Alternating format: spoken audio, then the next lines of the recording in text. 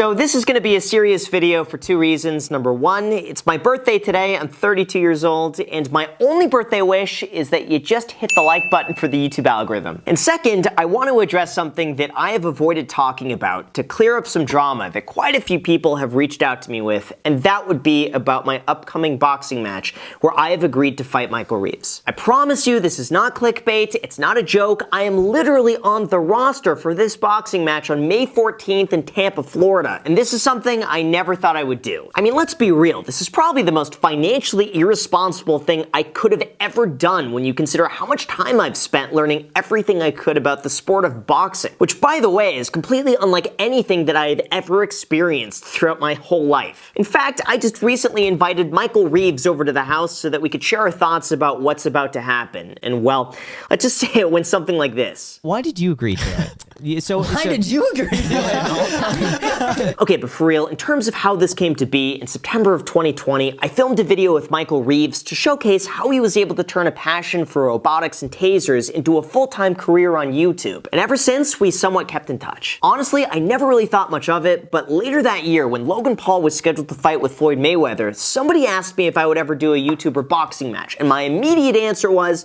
absolutely not. What's the point?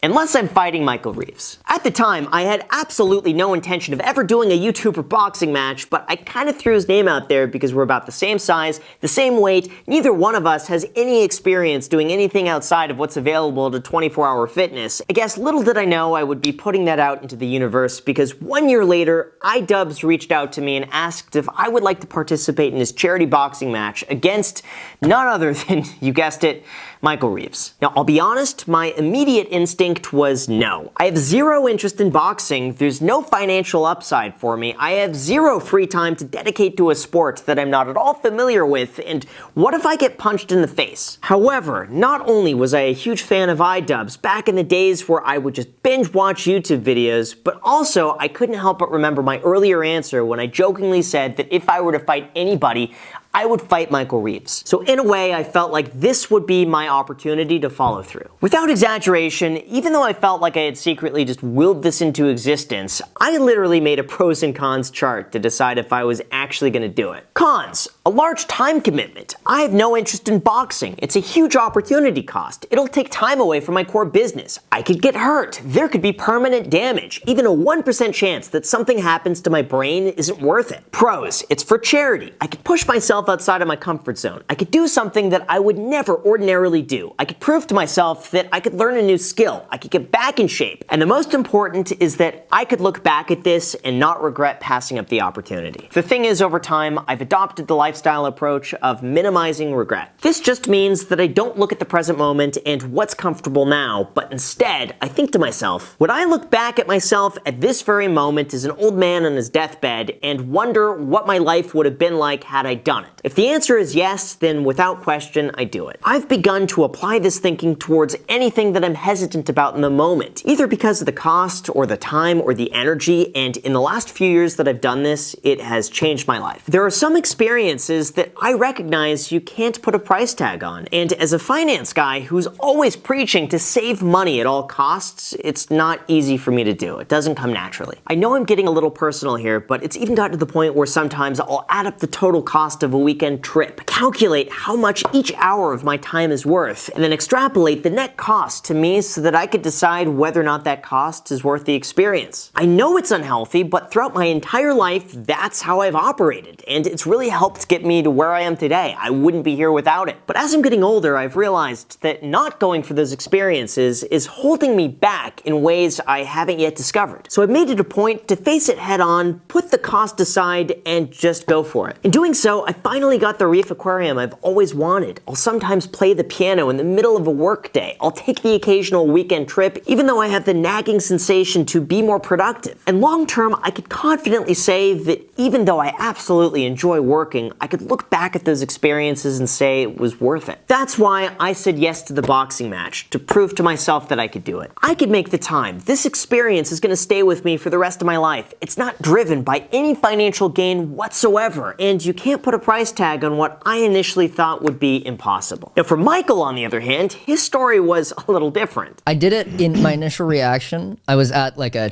shoot thing with William Osman, Ida's was there, and he was like, I don't want to do this boxing match.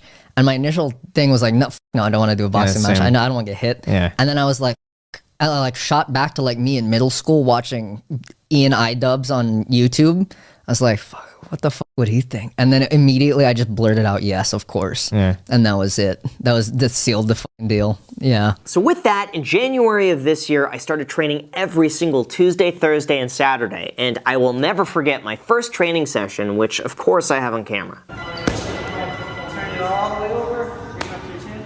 I went into this thinking this is gonna be easy, I'm already in shape, I go to the gym, I lift weights, this is gonna be simple. But after the first hour, I almost decided to quit. My hands were completely numb, my knuckles were red, I was totally sore and exhausted, and I realized, not only is this sport entirely technique, but I have a new level of respect for every single boxer out there because it's not easy at all. But I didn't quit. I pushed through it, I exerted myself in ways that I have never done before, and slowly over time, I felt like I was getting better. One day it just clicked that my hands aren't hurting anymore, my knuckles aren't red. I'm not getting so completely tired. I could see the progress every single week, and that gave me the confidence to keep going and going and going. I was really surprised to learn that boxing is very much a mental sport, and that was something I was not prepared for. Going into this, I was absolutely terrified of getting hit. I would just freeze, I would stumble, and I couldn't punch back because it came so unnaturally to anything I've ever done before. But week by week, I started building up some confidence. And in terms of the time commitment, it's strange, but I've just gotten used to it. It's provided not only such a good workout, but I feel mentally stronger, physically more energetic, and more confident in myself knowing that if I put my mind to something, I could do it. Whether I win or lose, I've accomplished the goal of saying yes and doing something that is completely outside of my comfort zone. Now, of course,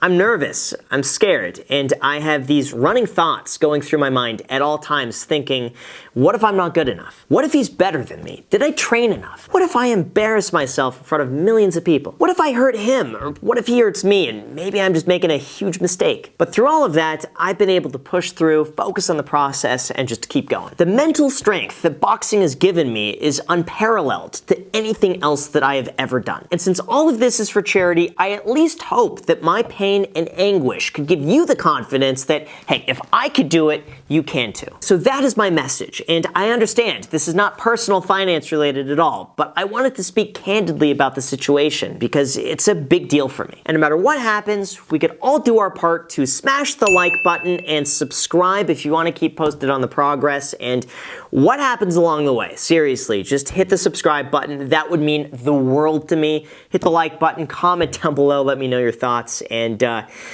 yeah, guys, I'll link to all the details down below in the description.